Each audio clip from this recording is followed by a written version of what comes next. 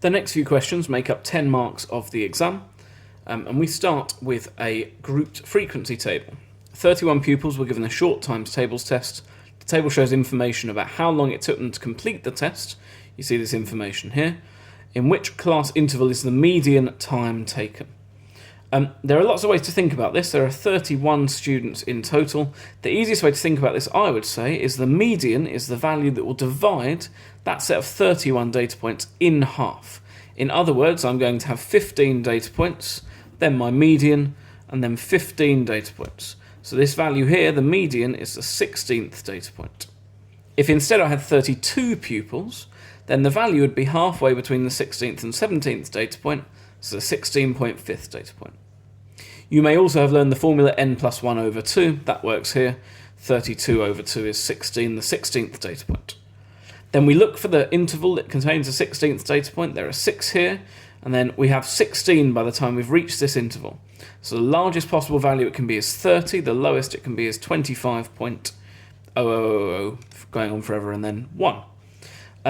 So the interval is 25 is less than n is less than or equal to 30. I just make sure I match the notation in the question.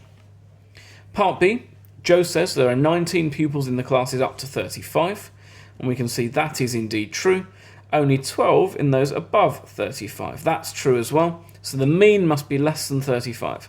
He is not correct. Explain why. Well, the useful way to go about this often is to begin by performing, or thinking about what you would do to perform the calculation. Now what we would do is we would say these 6 pupils probably on average are in the middle of this interval. So I would do 6 times 22.5, 10 times 27.5, 3 times 32.5, 4 times 37.5, 3 times 45. I might be noticing here there's a change, and 5 times 60. So because these intervals are much larger, I'm not going up by the same amount each time. It's not going to be quite as simple as just, well, there are more down here than up here, and therefore the mean must be below 35 because these intervals are much larger. So what I would write is something like the class intervals have different widths. That's probably enough to get the marks, to be honest, but I would explain that as well. The class intervals have different widths, and then I would say 50 to n less than or equal to 70 will skew the mean upwards. And what I mean by that is that these 5 data points in here are significantly larger than it appears if we assume that these intervals are going up in even sections. And that's 3 marks scored in the exam. We move over to question 4. Eileen, Layla and Naira have all just been paid. Layla received £60 more than Eileen. Naira received 50% more than Eileen. Altogether they received £900. How much did Naira receive? The first thing I'm going to do is write Naira down here, so I don't forget to work that out at the end. And then I notice everything is in terms of Eileen. So what I'm going to say is that Eileen receives X amount of money, and therefore Layla receives X adds 60, because she gets £60 more, and Naira receives 1.5 times X. 1 is the 100%, and then 0.5 is the extra 50%. So in total, if I add those together, I get 1x, 2x, 3.5x, add 60 is equal to 900, because they all receive 900. And I'm going to solve for x. I have 3.5x is equal to 840.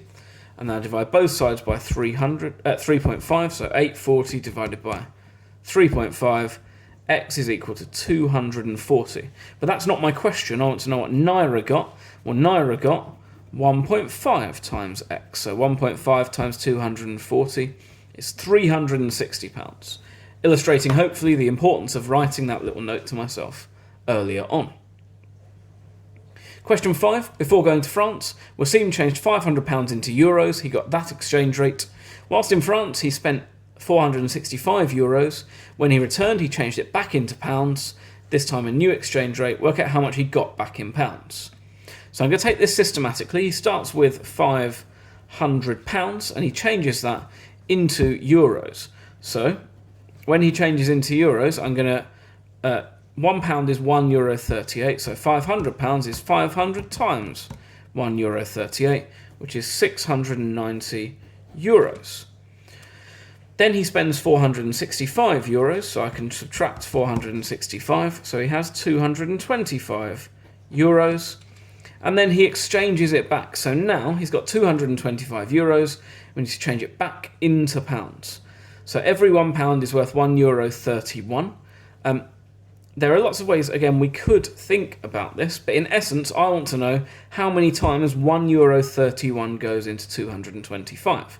Because if it goes in twice, then I would get £2 back. So I'm going to do 225 divided by €1.31, and that tells me that in total he gets £171.76, and I'm going to leave it to 2dp because that's what we state our money in to the nearest pence, 171.76, and that's the next 10 marks of the exam dealt with.